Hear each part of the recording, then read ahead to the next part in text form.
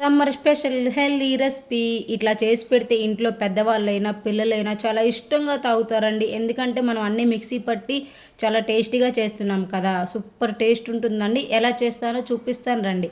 Hi everyone, నమస్తే. నేను మీ Jyothi. Welcome to my channel. ఈరోజు మన కిచెన్లో వచ్చేసరికి సమ్మర్ స్పెషల్ హెల్తీ రెసిపీ చేస్తున్నానండి. ముందుగా ఒక గిన్నె తీసుకొని 1 కప్పు బాదం పప్పు, 1 కప్పు జీడిపప్పు నేనైతే వేడి నీళ్ళలో నానబెట్టుకున్నానండి. కొంచెం త్వరగా నానుతాయని. అవి పక్కన పెట్టేసి స్టవ్ ఆన్ చేసి గిన్నె పెట్టేసి 1 కప్పు పాలు వేసానండి. పాలు మరిగేలోపు మనం వేరే ప్రాసెస్ చూసుకుందాం. ఒక గిన్నె తీసుకొని 1 టీ స్పూన్ కస్టర్డ్ పౌడర్ తీసుకున్నానండి. ఉండలు లేకుండా కొంచెం కొంచెం పాలు వేసుకుంటూ మంచిగా కలుపుకోవాలండి. 1 కప్పు పాలు తీసుకున్నానండి నేను. చూశారు కదా, ఉండలు లేకుండా చిన్నగా కలుపుకుంటే మంచిగా ఉంటుందండి. చూశారు కదా, ఆల్మోస్ట్ పాలు కాగిపోయాయి. ఇంకొంచెం మరిగిన తర్వాత మనం ముందే నానపెట్టుకున్నాం కదండి కస్టర్డ్ పౌడర్, అది వేసేసుకుందాం. ఒకసారి అట్లా గంటతో కలిపేద్దామండి. పాలు మంచిగా మరగాలి కదా, పచ్చివాసన పోయేదాకా. పాలు మరిగిన తర్వాత మనం ముందే నానపెట్టుకుని కస్టర్డ్ పౌడర్ వేసేసానండి. అది వేసి ఒకసారి అట్లా కలిపేసి ఒక 5 నిమిషాలు లో ఫ్లేమ్లో ఉంచాలండి.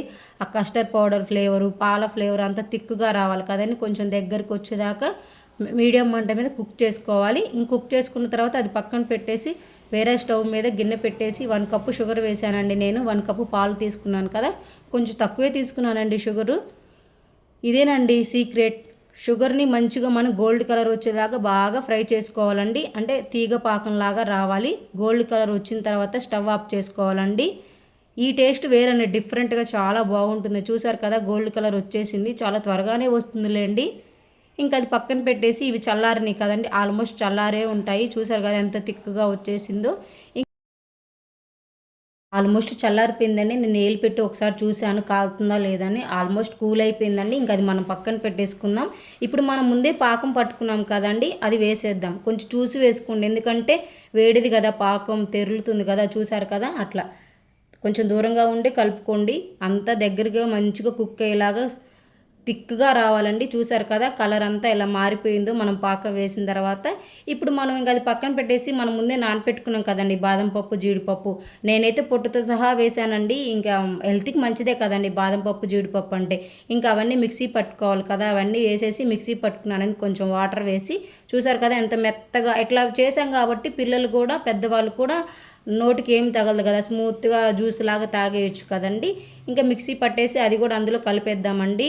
ఇంకా నేనైతే కస్టర్డ్ పౌడర్ మిల్క్ని వేరే గిన్నెలోకి తీసుకున్నానండి. చూసారు కదా, గాజు గిన్నెలోకి తీసుకొని ఇంకా అందులో వేసేసి మనం ముందే మిక్సీ పట్టుకున్న బాదం పప్పు, జీడిపప్పు పేస్ట్ని కూడా వేసేసానండి. కలర్ చాలా మారిపోయిందండి. అప్పటికే చూడండి వైట్గా వచ్చేసింది కదా.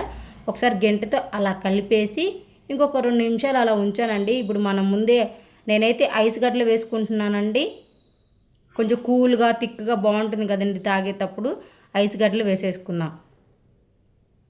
ఇంకా లాస్ట్లో కొంచెం ఫ్లేవర్ కోసం బాదం పప్పు, జీడిపప్పు చిన్న చిన్నగా కట్ చేసుకొని వేసుకొని ఒకసారి అట్లా గంటతో కలిపేసి ఒక 5 నిమిషాలు అలా ఉంచితే ఐస్ గడ్డలన్నీ కరిగిపోతాయి కదండి. కూల్ అవుతుంది కదా, జ్యూస్ చాలా బాగా తాగొచ్చండి. హెల్త్కి చాలా మంచిదండి. ఇప్పుడు సమ్మర్ ఈ ఇయర్ మాత్రం ఫుల్ ఎండలు ఉన్నాయి కదండి. ఎక్కడ పెట్టినా ఈ ఇయర్ చాలా వరకు ఎక్కువ ఉన్నాయండి ఎండలు. ఇప్పుడు ఏప్రిల్లోనే ఇలా ఉన్నాయంటే ఇంకా మేలో ఎలా ఉంటాయో మనకు తెలియదు కదండి.